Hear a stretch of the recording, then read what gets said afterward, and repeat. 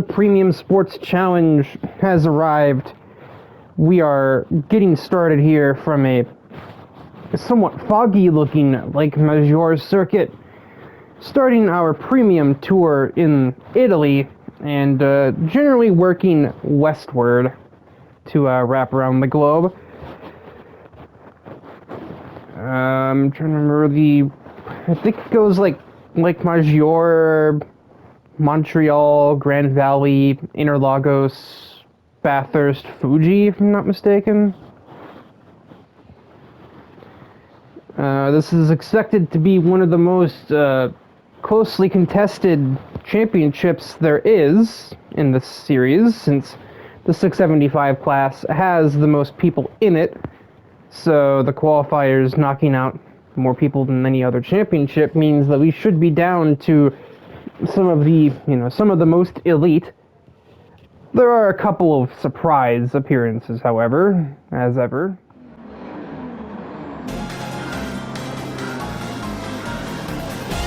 And the lights are green, and the Premium Sports Challenge officially gets underway.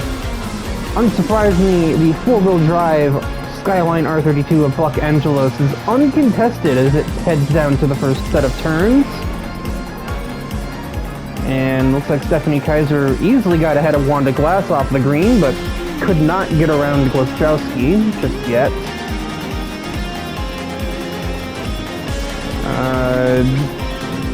Somewhere back here, there is Yo Watanabe, the POV car, who started 20th, and probably mostly because of four-wheel drive advantage of her own, is already into 15th. There we go. The camera really hung there, really liked that shot, I guess. Now make that 14th ahead of the 617 car.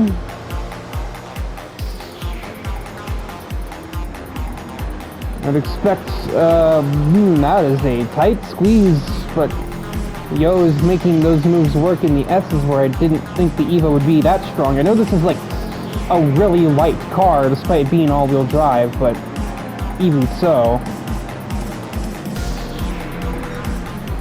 We head down towards the banked turn for the first time. Hopefully everybody keeps their cars on the ground, which looks like we've just about done. Mika Harris is going to take the red. Never mind, she's not going to take the race lead.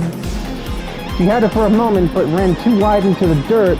Dom DePrisco does the same thing in the distance, and Eric Wojciechowski heads the field now as we head through the last couple of turns in the lap. Buck having fallen to third with Stephanie Kaiser right on his exhaust pipe.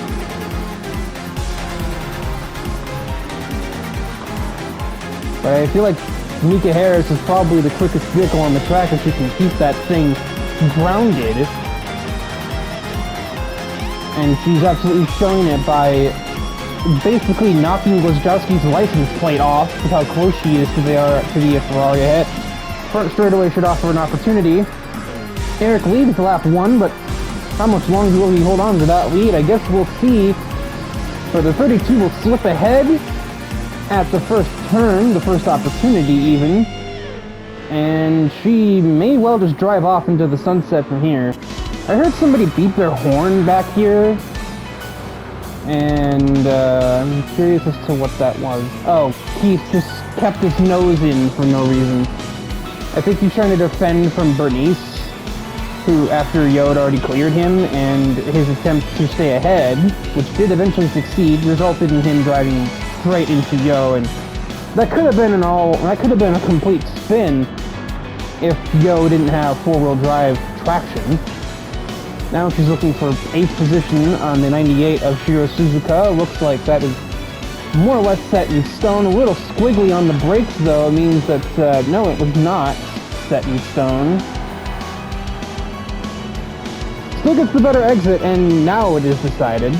When we were paying attention to the battle between Harris and Głoszczowski, Francesca Fidanzi, the hometown hero, so to speak, had a big play, out-dragging Stephanie Kaiser and out-braking Angelos to move from 5th to 3rd in one fell swoop. Lisa also got ahead of Stephanie at this time, so the 996 driver is absolutely not really putting her best foot forward at this moment. Well, that's a huge amount of overspeed. I don't think Glass can really do much to stop that, even as the Evo understeers massively. And Kaiser's gonna go for 4th, having already passed... Jesus. Already passing Yuzuha in the S's, I think. Glass a little wide in the background. This has been relatively clean. We've had a couple cars with damage, but not too many. I think Isabel is the last of the cars that didn't get damaged. But those are definitely some shock collisions that weren't really caught on any kind of replay cameras involving these 4.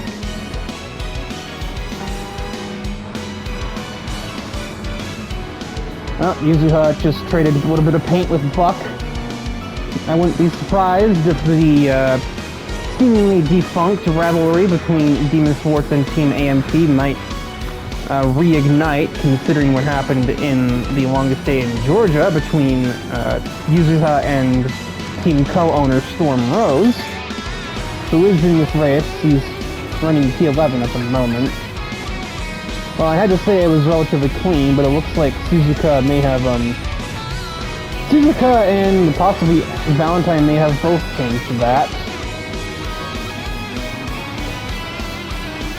I expect a lot of attrition as well. These are some of the longest races of the calendar year in the Challenge Series, so some of these races will be well into the double digits in the minute count, so be prepared for that. Yo is going to embarrass Yuzuha on exit. We are 3 wide entering the S's. Buck will barely stay alive at the exit. 3 wide through 3 4-wheel drive cars, so it should be relatively evenly matched here. And Yo is going to achieve nothing. Even if she gets a better run out of the S's, she still couldn't achieve anything until Buck moved over to defend from Yuzuha. And just let the Evo with some more overspeed go. Yuzuha is just riding Buck Angelos' bumper, and she pushes both of them back ahead of the 128 car. God, Sisyphean tasks here for Yo Watanabe. It's just caught in the middle of these two pushing each other. Yuzuha eventually just straight up backs out of the contest through the S's. Must have had to compromise the line. And is now under threat from the 991 car. I don't know how the Evo just turned like that. Buck clearly doesn't know either. So, despite trying to almost pinch Watanabe off the road, finally that is the top 5 for the Evo driver. Battle between Scuderia Fidanzi teammates. Francesca wants to get the move done on Eric. It will not come to pass. And yeah, now we just kind of see if Yo can get up here. Maybe if somebody can challenge the GT40, it's right there for the taking. But Eric just can't seem to find a chance, and it's possible that when he did find a chance, Francesca tried to pass him, but no, not quite close enough. I thought he was because of the replay camera, but he is not all that close just yet. To try and dive from there would be foolish, especially with an extra lap left in the race. But between the pair of mid-engine supercars of the yesteryear, this could not be much closer. Now, pretty much bumper to bumper as we tour the S's for the 4th time. We might see some daring maneuver into the banked hairpin. Or we could just see absolutely nothing. Yo has overtaken Stephanie in the S's. Francesca is going to be the one initiating an overtake on her teammate. Big wheelie moment. And overdoes it on the middle of the turn. And rather than risk contact with another driver, she will instead take to the dirt. With that overspeed. About a lap and a third to go, if not even more like a lap and a quarter here from Lago Maggiore.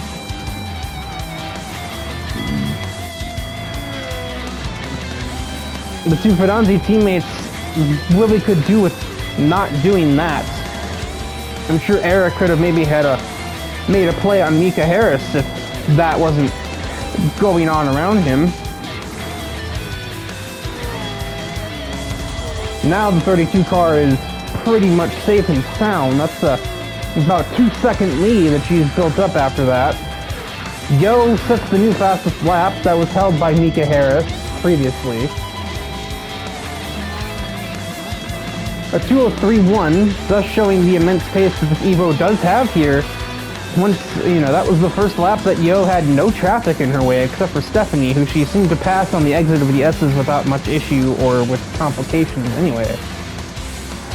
Every other lap she was stuck in traffic trying to, weave her way through other cars that were battling and just all around being a massive inconvenience. Sometimes even a little more than that, like Keith Kilgore nearly dumping her at turn 1.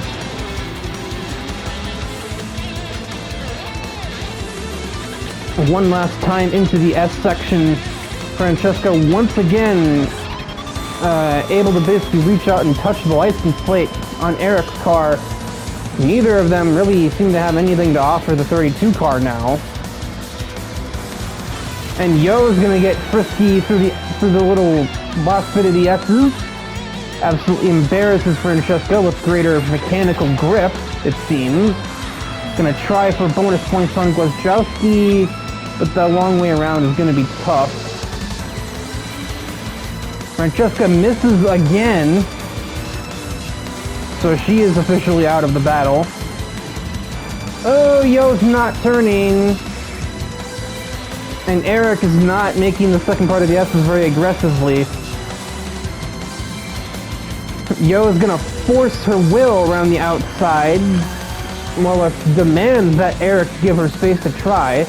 Didn't work, but she has made an interesting line through the double right-hander. Down the inside, this is the battle for second. Mika Harris is pretty much home free ahead of them. And Eric's gonna shuffle wide, so Yo Watanabe is gonna steal P2.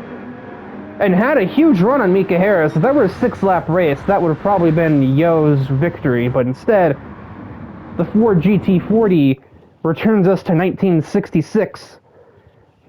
And never really seemed to be under too much threat from lap 2 onward.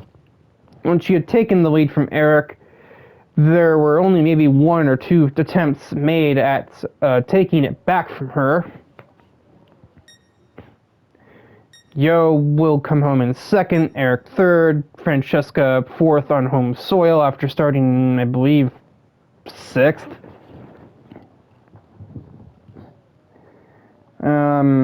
Stephanie Kaiser will be defeated by her longtime Italian rival.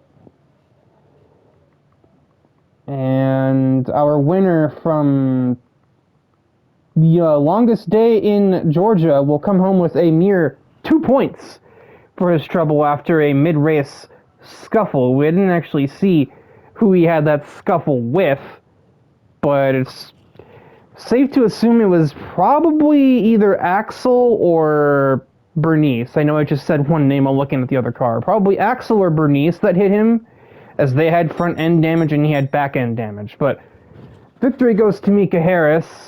Not much point in updating on the point system yet. We've only done 2 of 7 races. So on to race 3. We visit Canada for the next round of the Premium Sports Challenge. Montreal looking to maybe give us another intense one-on-one battle that this track has already become known for in the Challenge Series, despite its relatively brief tenure up to this point in our selection of racetracks to visit. The first of 2 North American tracks, the only continent that we will visit twice in this championship. But even then, the other North American track is on the other side of the landmass in Grand Valley, so...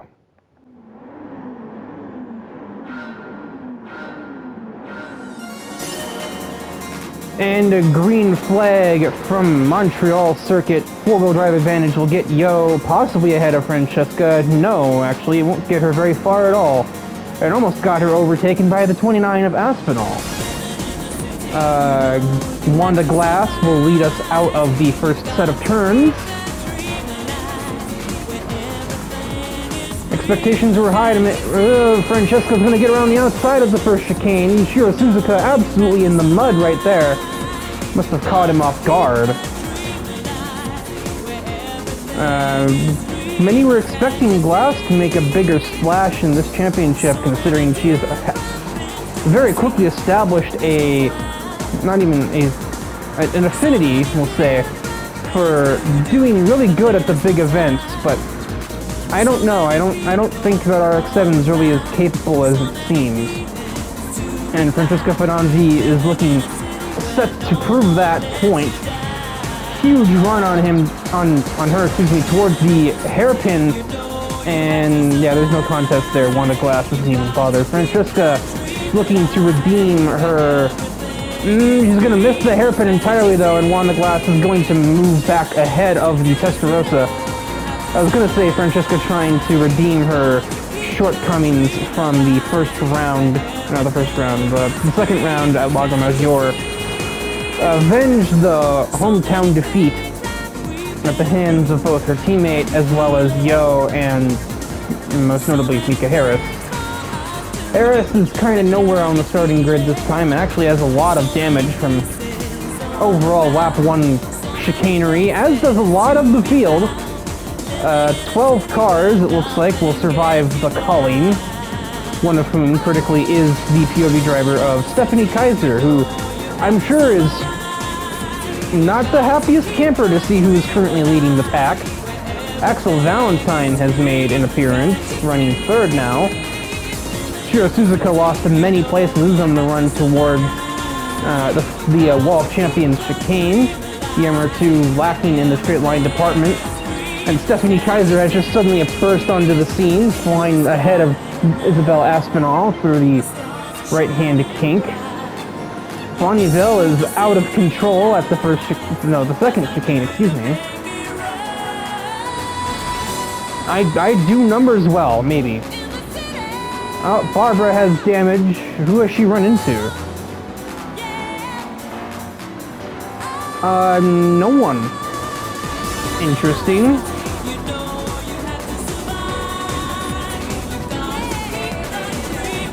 Either she didn't run into anybody, or whoever she did run into just didn't get damaged from being hit. Axel... Wait, did he get by before the hairpin, or at it? I was so confused by Barbara's damage, I didn't really pay attention to a pass for second place. Good job, me. I think Barbara pitting is going to escalate chaos here. She has to get slowed down early to make the pit stop, apparently, and that is going to cost Bernice both in terms of a position to Stephanie Kaiser and damage to the vehicle as well. Now, that is the one problem with CGB, is just the AI suck at pitting here. Glass versus Kaiser through 1 and 2. A bit of a tap from the RX-7, trying to get the elbows out to keep the spot. It's not going to work.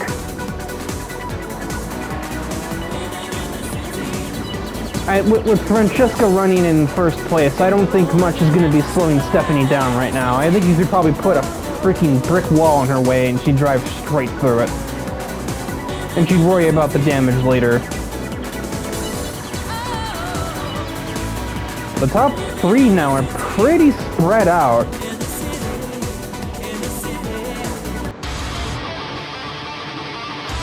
Each one about 2.5 seconds, I would call it, between the next.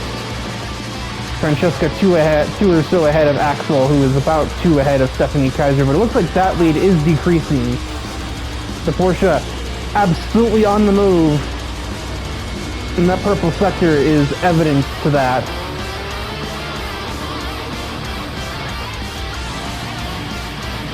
Glass, meanwhile, will try to hold position. She should be able to, considering Bernice, despite having a huge amount of momentum on her side, is about to pit.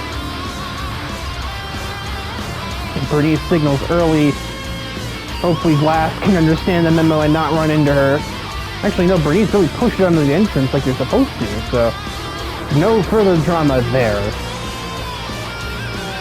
Kaiser has reeled in Axel Valentine piece by piece over the course of the third lap. And now she is officially on his doorstep. And she is not going to want to take too long. It is a 6-lap race. We are going to be on the longer end of races here. Probably looking at about 10.5 minutes. We were also at about 10.5 at Lake Maggiore. Around the outside, Kaiser seems to really like using her rear engine drivetrain to its one advantage. High speed maneuverability. And she gets by the Pantera with, honestly, a little bit of embarrassment on the side. Just the way that Axel just been overtaken. You're gonna remember that one. You skip ahead to the penultimate lap here from Montreal. Stephanie Kaiser is not actually gaining as quickly as I thought she'd be. Axel Valentine is also somewhat keeping pace with the 200 car, but I think she is closing.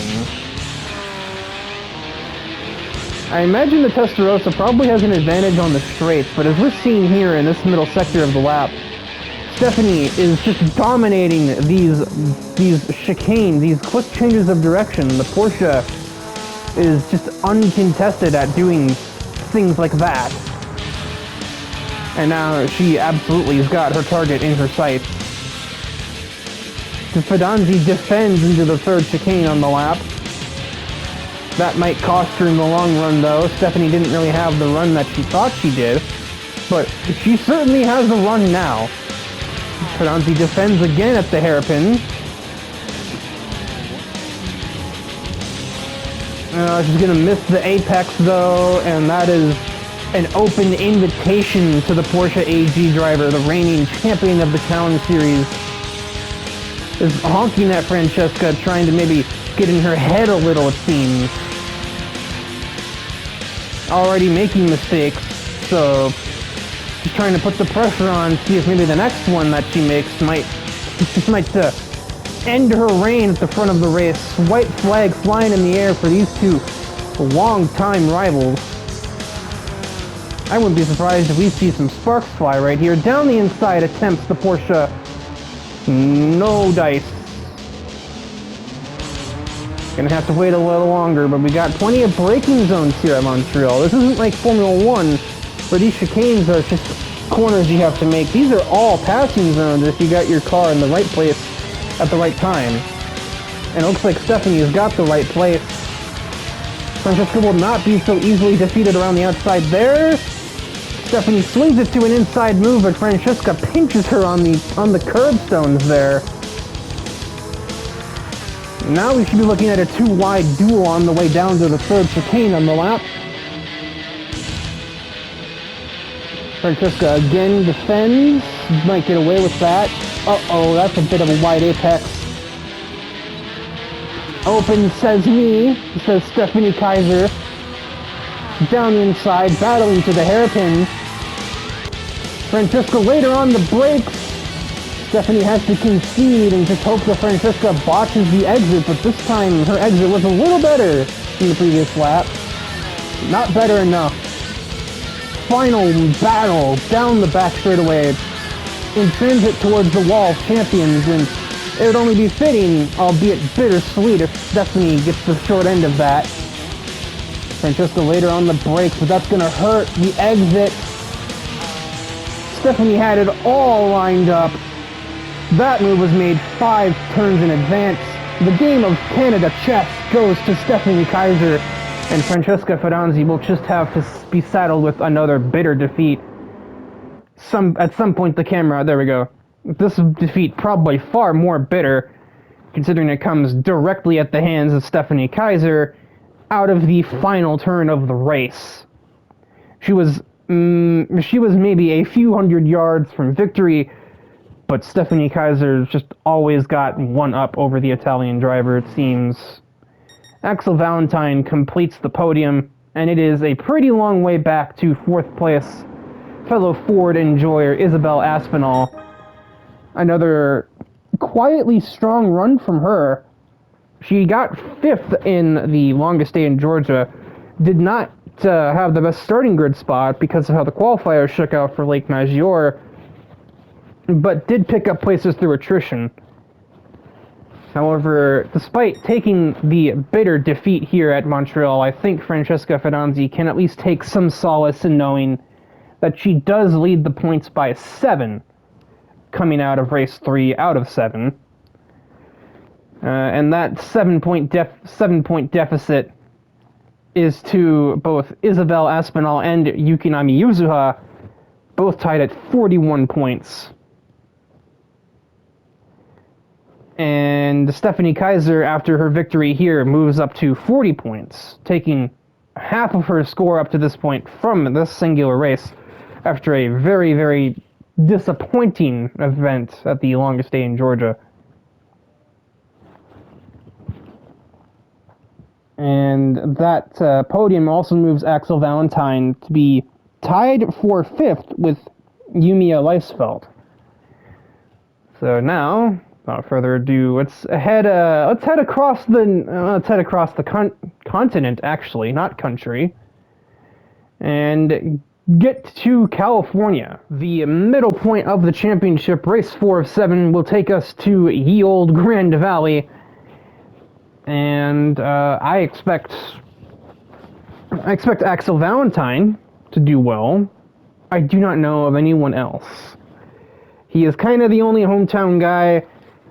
Even the other Americans in this championship aren't from this part of the world, or even from this part of the country. The other Americans, Keith Kilgore, I believe, is from Chicago. Bonnie Ville from kind of rural Minnesota, like me, actually. And Wanda Glass is from Kentucky. And Bernice is from New Mexico. So she's the second closest, but, well, her home track, because of her association with Demon Sports, would have probably been Road Atlanta for the longest day in Georgia, and she didn't do all too great in that race. So, hometown advantage doesn't always help.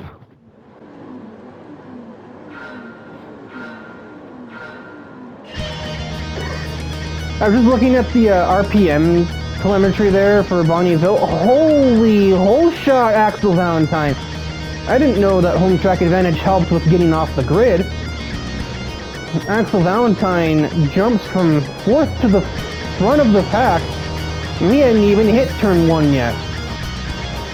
I was just laughing at Bonnie Ville's really erratic RPM hanging as she got her engine warmed up for the race. She was the pole sitter. She immediately lost the spot to Axel Valentine and now struggles to hang on both to the car and to second place. I did also forget that while this isn't their home track by any stretch of the imagination, Team AMT have had a very, very strong track record here at Grand Valley. And who else would be the POV driver but Yumiya Leisfeld, who made her debut at this track a handful of weeks ago. Actually, more like a month or two ago. But nevertheless, the E92 is the POV driver. She's already looking for 13th, having made up 6 places on the first lap alone. She might have 13th in hand, it looks like so. Usually I also expect to be making gains throughout the race, although she did not debut here, if I recall correctly, unlike her teammate Yumiya. 3 wide with Buck and Stephanie, that would sketch me the entire fuck out, especially considering, you know, the Demon Sports AMT shtick. Yumiya is going to try and get involved. She just passed Francesca through the tunnel section, and the sunset looms in the background.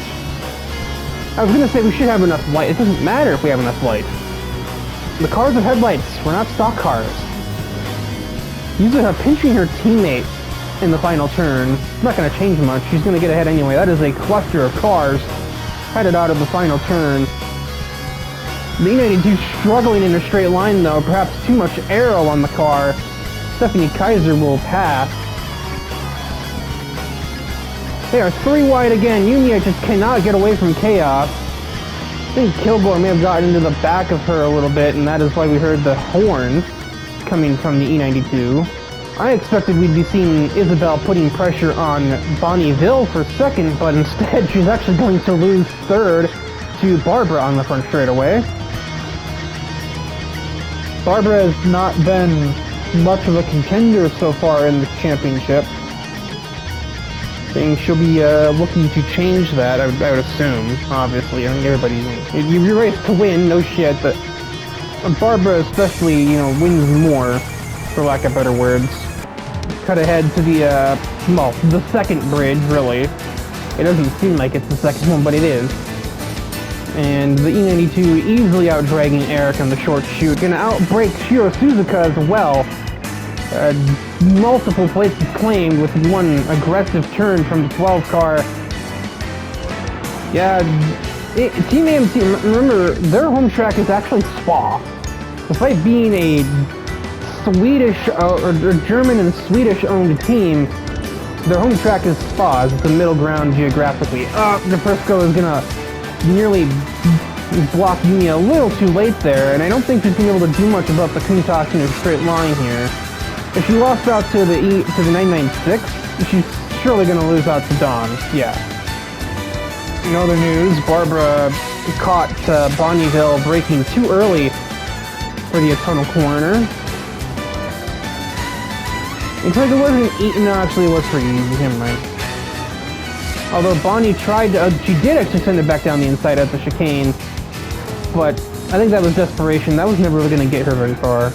We jump ahead to the start of lap 3. Yeah, we're only a third of the way through the race, by the way. This is going to be a 12-minute race, more than likely. It's going to be one of the longest races we have ever completed that's not an enduro. But it is the middle point of the championship, and it is Grand Valley, so it seemed fitting to me. Barbara is now working on Axel Valentine for the lead. You've got to set up your moves well in advance, of course. Speaking of setting up, Yumiya is looking to get ahead of a Demon Sports driver.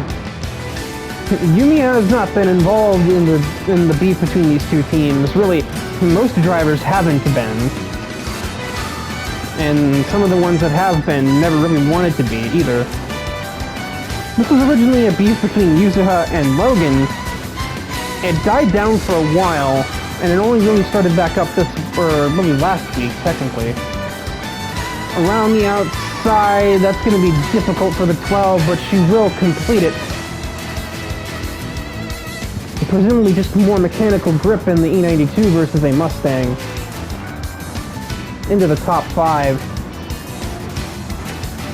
Surprised that her teammate Yuzuha has not made much progress. I think she's kind of had her path fogged up by Keith Kilgore for the most part. Our points leader is stuck behind, well, she's ahead of Stephanie, so I'm sure that's the main thing for her, but she also just got damage.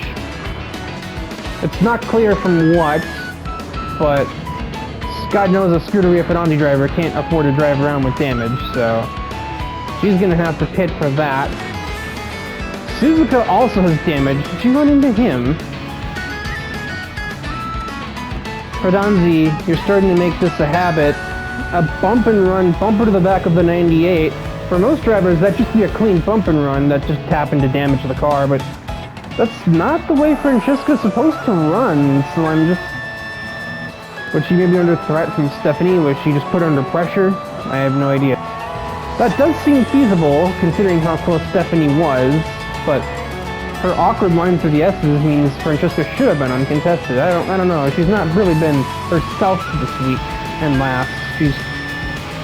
She's bumped a lot of cars, which Francesca nor any other member of that team is really known for doing. Yumiya, meanwhile, as we cut back to present time, big run on Isabel Aspinall. She's gonna slide ahead on the bridge. Again, clearly just has more mechanical grip. Also get ahead of Bonnieville on the exit of the final turn.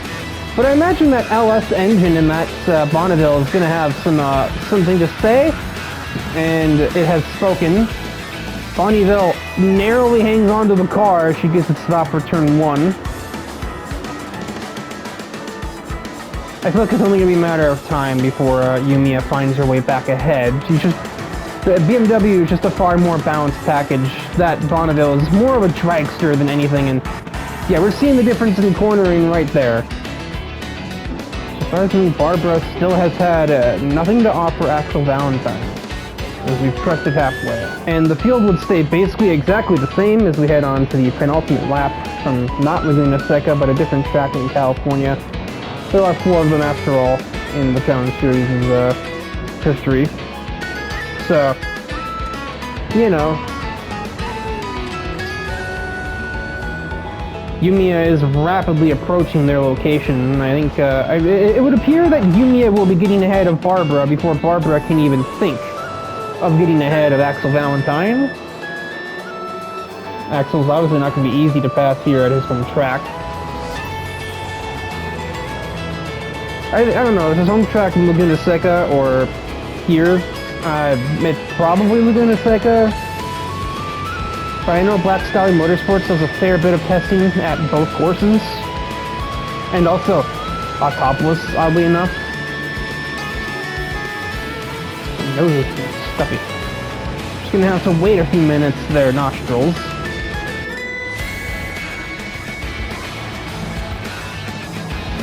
That is an interesting attempt at that overtake, Stephanie. You just cut through all the sand just to try and get alongside the Countach, try and grab 7th place. Still not gonna work, because Dom's gonna have the run off and maintain the spot in the long term. Actually, that's gonna lose her spot to Keith Kilgore, her creative attempts. At least she's gonna have to defend for him. Which she will do.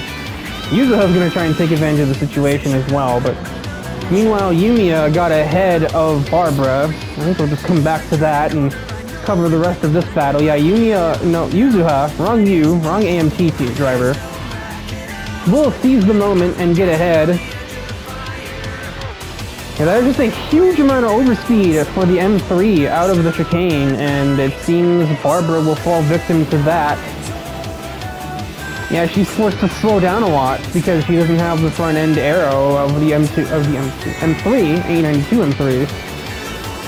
And now with the white flag in the air, Yumiya can attempt to catch up to the, I guess the hometown guy of Axel Valentine, who was led from flag to flag up to this point. But everybody knows the final lap is the one that scores you championship points.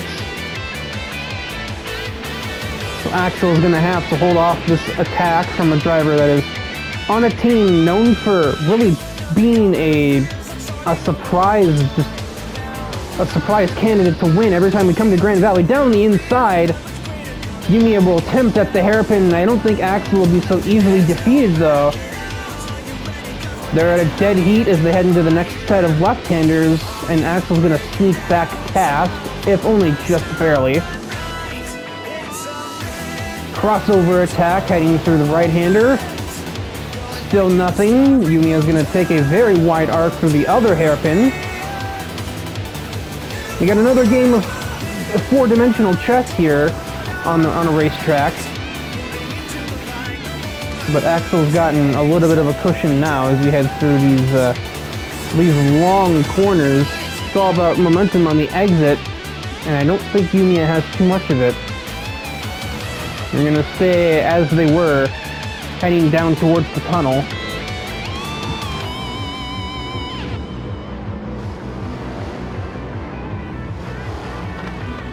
Axel just needs a really strong exit from the chicane, and that is not what he got. He missed the apex. Yumiya has to slow down to even get alongside without running him over. Yeah, that was absolutely not the chicane Axel Valentine needed. It was the chicane that Yumiya Leisfeld needed, and with a strong final turn, even that top speed deficiency should not matter. Yumiya Leisfeld has stolen victory from the hometown guy of Axel Valentine. Barbara rounds out the podium from Grand Valley Highway. And another strong finish from Isabelle. She's not been talked about much in this championship, but that is another top 5, a third top 5 at that, in 4 races. One has to wonder if the starting grid was not predetermined in the round of Lake Maggiore, if she could probably have had all top 5s up to this point. So that, bearing that in mind, actually puts her in the points lead. She has overtaken Francesca following the Italian driver's folly here at Grand Valley, running directly into the back of Shiro Suzuka, has cost her dearly.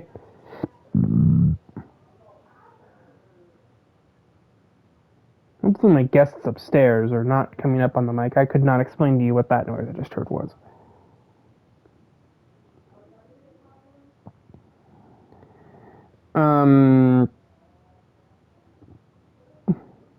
My score is glitching. There we go.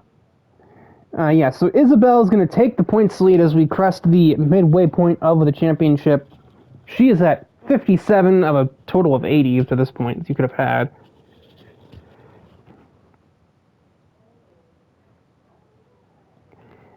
Second in points goes to Yumiya after this victory, up to 55. And then it is a four-way tie behind them for third place in points. At 54 apiece, we have Francesca Fadanzi, Yukinami Yuzuha, Stephanie Kaiser, and Axel Valentine all tied at 54. Dos Bueno is at 51. And then it is a steep drop from there. The next one down is Barbara with 44. Obviously, we are still early enough in the championship. It is anybody's game, but we're already kind of seeing who the contenders actually are. I don't think anybody lower than 10th in points, which would be Keith Kilgore, who's actually just tied for 9th with Eric Wojciechowski at 43, is really a realistic contender. We did have Mika Harris, who won at Lake Maggiore, and Shiro Suzuka, who won the longest day in Georgia, but they just have not... They have not done much other than that. But that is... we're going to obviously have to split this in half, and knowing that fact is why these races are so long, is because I know that I'm only going to be able to fit 3 or 4 in an episode, or rather, in a half of an episode anyway. So that will do it from Grand Valley. Stay tuned for part 2, where I will see you at Interlagos.